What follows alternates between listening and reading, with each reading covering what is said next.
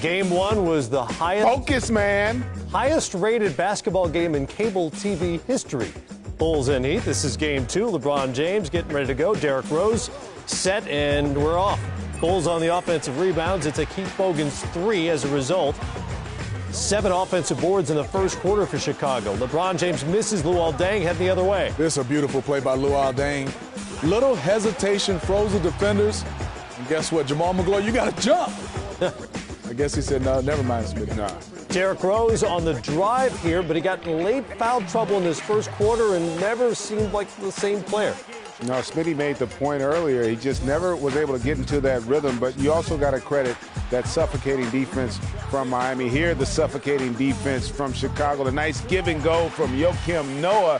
How about the 7-footer running the fast break? Noah on one end and the other there. Udonis Haslem, big minutes for Miami. It was. Offensive rebound gave them an extra possession.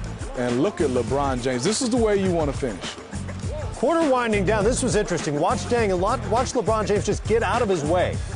You know, it's interesting. Steve Kerr made the point during the broadcast. He felt that LeBron may have done that because of Rajon Rondo. Remember, he created a couple fouls down the stretch. But I'd have to disagree with Stevie, my man. I think you got to at least try to alter that shot. It is a low percentage shot, but Deng got it to go. He had 9 in the first. Second quarter, that is an alley-oop. LeBron to Dwayne Wade. We're tied at 32. Derrick Rose with a steal here. Starts to break Kyle Korver, but this was the only 3 he hit on the night. You know, Kyle Korver knocked down his threes. He's going to have to make some more shots to be able to stay on the basketball court. He's not going to be able to be on the court because he's a liability defensively. And love this play by Dwayne Wade. That's his effort. And you know what? That play is indicative of the game. The Miami Heat were quicker to the loose balls. They won all the effort battles in this basketball game. And this play right here really was huge. At the end of the half, Spoelstra called timeout. They ran a play with a lot of misdirection. Didn't allow the Bulls to supply the help. 14 in the first half for James. Miami up 48-46. Remember, game one was tied at 48 at halftime. Oh! Haslem with the block on Derrick Rose. Then in transition, it's Bibby to Haslem for the dunk and one. LeBron steps in front. So good at reading passes. It was, and not a great play by Derrick Rose. You got to let him go, or if not, wrap him up. I know it's hard, but you can't give an easy and one. LeBron with a steal here.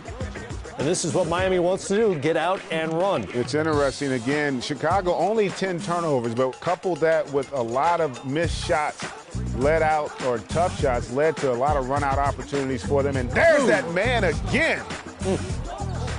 I mean, when you start to look at fast break points, it was 13-13, but it was 11-2 advantage by the Bulls at halftime. The Heat got out and ran and got easy buckets, and Udonis Haslem, the elbow jump shot, that's what he does. 13 points and 5 rebounds. He was particularly good in that third quarter. We go to the fourth. Rose to Taj Gibson for the dunk.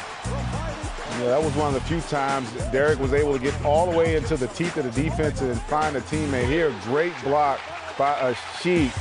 But this was maybe a turning point in the game there, Matt Weiner, and also Smitty, because his energy was so huge in the comeback in that fourth quarter, and D-Wade there got hit on the elbow by Hasik's face. Yeah, Asik left when it was tied at 73 to get stitches on that chin, and LeBron James took over the game. Yeah, we saw that 3. We saw there's 2. That's 8.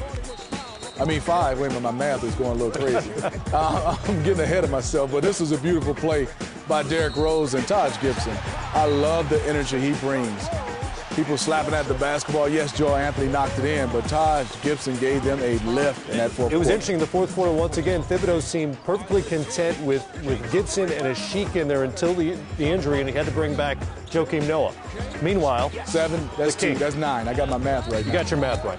9 of the final 12, as it would turn out. After the 73-all tie, when Asik left the game, a 12-2 run